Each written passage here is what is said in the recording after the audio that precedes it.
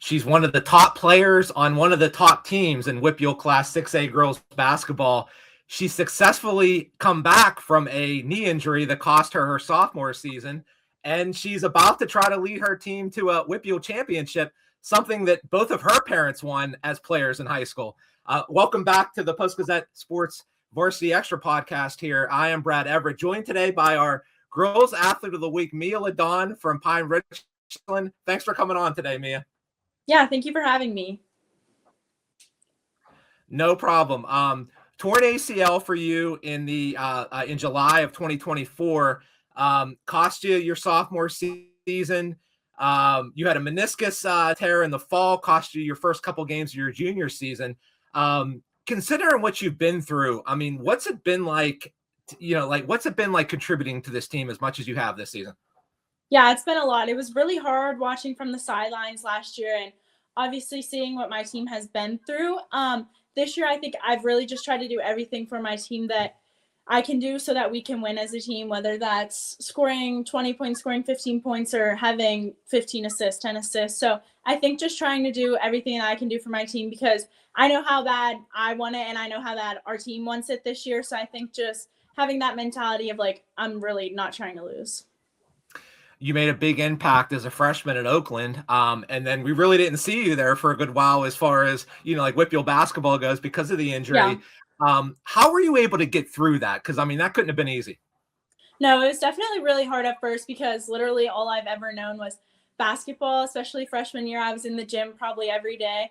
So not playing last year really took a toll on me. I had to find kind of other things to like get me through almost. I talked to my mom a lot through it. Like she kind of helped me get through it. But I think just having the mindset, like it's going to be okay. You'll be back. It's just this is God's plan. This is his plan for you and how you're going to overcome stuff and see what he has in the future. So I think just having that mindset and like, you got this, keep pushing. It's like little steps every day. Like I celebrated walking at one point, which sounds crazy because I was on crutches for almost about a month, but like just celebrating the little things like bending your knees to 90 degrees and then being able to shoot again, being able to run. So I think that was a really big thing. You guys will open up the playoffs against a team you're very familiar with on Friday. You guys will be hosting Seneca Valley. You guys, the number 4 seed, they're the number 5 seed. You just played them in your previous game. You guys beat them to earn a share of the section championship. What's going to be the key to beating them on Friday?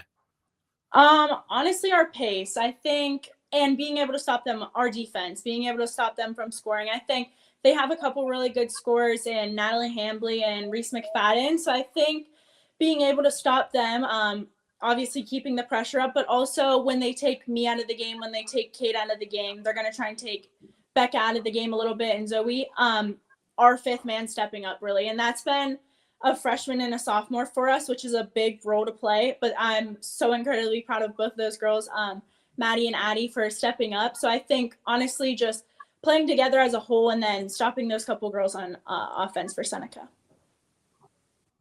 Not only did you make the playoffs, but you guys get a home game here in the first round. How important was it to get that home game, just to be able to play in front of the home fans like that?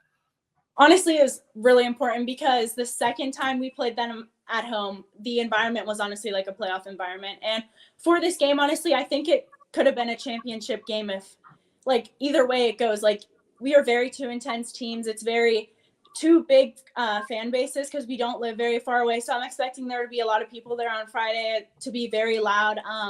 I think it's really big that we have it home because we kind of have the home court advantage. A couple more fans from the community show up, hopefully. So I'm really glad that we got the home game. All right, I want you to finish this sentence for me. It is Pine-Richland will win a WPIAL title if what? What do you guys need to do to win a WPIAL title? If we all play together as a team and stay on the same track. Okay. You guys have one of the younger coaches in the WPIAL there in Coach Haley Zeiss. What's kind of been the best part about playing for her? Honestly, like her energy. I kind of look up, like she's a mentor to me almost. Like I look up to her in a lot of different ways, and just being able to know that she's played collegiate basketball. She's played for a WPIAL championship. I think she's played for a state championship. So being able to look up to her and like, okay, not only am I going to do this for myself, but I also want to do this for her, right? Because this is only her second head coaching year. So for us to be able to hopefully go to the Pete and play for her, I think that's a really big thing to just experience all of that. Your dad, John, a very highly successful football coach, of course, in the area, a coach in Pine-Richland. We know he knows football, but how well does he know basketball? He thinks he knows basketball really well. No, I'm kidding. He knows basketball. He played basketball all through high school, so he does know a lot about basketball. I mean, my mom didn't play basketball, but I also think just from being around it so much and hearing from my dad and my trainers, like both of them are always trying to correct me, tell me what to do, how to get better. So I think having them helps a lot. Now, you don't have a girls flag football team at Pine-Richland, do you? Do you guys? I think we are starting one this year, actually. I think this will be the first year for it, though, or they're trying to at least. Is that something that you would have interest in playing, possibly? I get scared over that stuff just because it's during AAU season. I also run track. So, like, and just because of my knee now, I mean, it's always a possibility. My dad was talking about it with me the other day, but I don't know. Just because of track and AAU, I don't know if it'll, like, all work out. If you were a football player, what position would you want to play? Wide receiver. Wide receiver. You would be great. Like I told your dad this, you'd be great at like fade routes, I think, in the end zone, just like throw it up and you would just go up like you're attacking a rebound, I think, and you'd be able to snag it. Yeah, I would like to either play wide receiver or like defensive back, maybe. I don't know. I love playing defense, but I don't know. I feel like I would like the energy and the excitement of being on offense. Your dad won a WPIAL football title as a player at Aliquippa, and your mom won a WPIAL title as a softball player at North Hills. Like how much do you look up to your mom? A lot, actually. She's my best friend. We definitely have grown so much closer over the years, especially with the knee injury and everything. I honestly tell her everything. She's like, I have a problem, I run to her. So I think like the bond we have is honestly like, she's like my best friend, but also when I do something wrong or I need corrected, I know she's there to yell at me and get on me a little bit. So what parent is more hard on you as far as like sports go? Is it your mom or your dad? My mom, for sure. My dad's more of like he sees like the more coaching side of it. So he gives me my little space a little bit where my mom's like, I can always hear her in my ear. Like if I'm not having a great game, like I'll look over at her and be like, shoot, like I don't even want to go home after this. What do you watch more of, NBA or WNBA? Probably WNBA. Okay. Who's your favorite professional player? That could be a men or women. I love watching Kelsey Plum, honestly. I love just her intensity, her aggression. I feel like, I don't know, it's just like the game I like to play. I feel like she plays that game. I love watching the aggressive, the let's play defense, that type of style. Mia, you're a very personable girl. You're very comfortable, like talking to media, talking to reporters.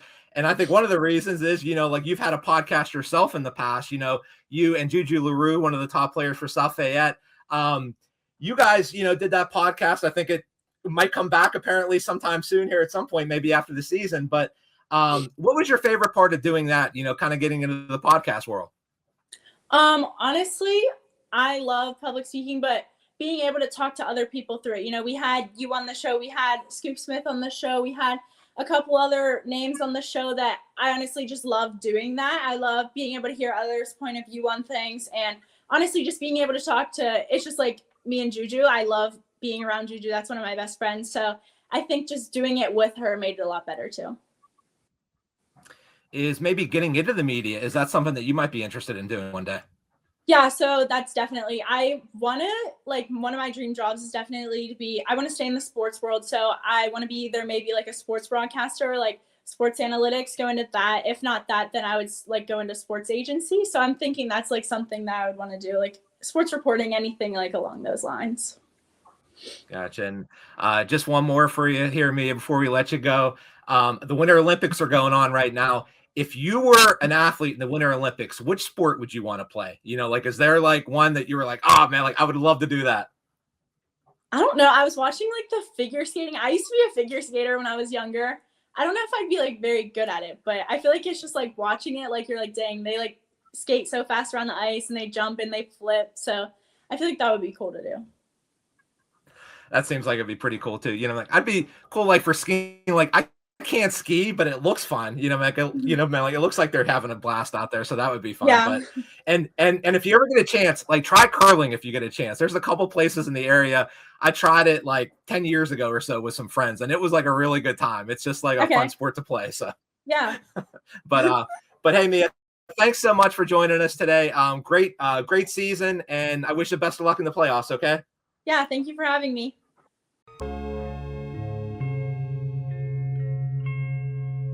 Thank you for checking out this content from Post-Gazette Sports. If you watch this video on YouTube, please like the video and subscribe to our channel. For all of the sports coverage the Post-Gazette has to offer, visit post-gazette.com.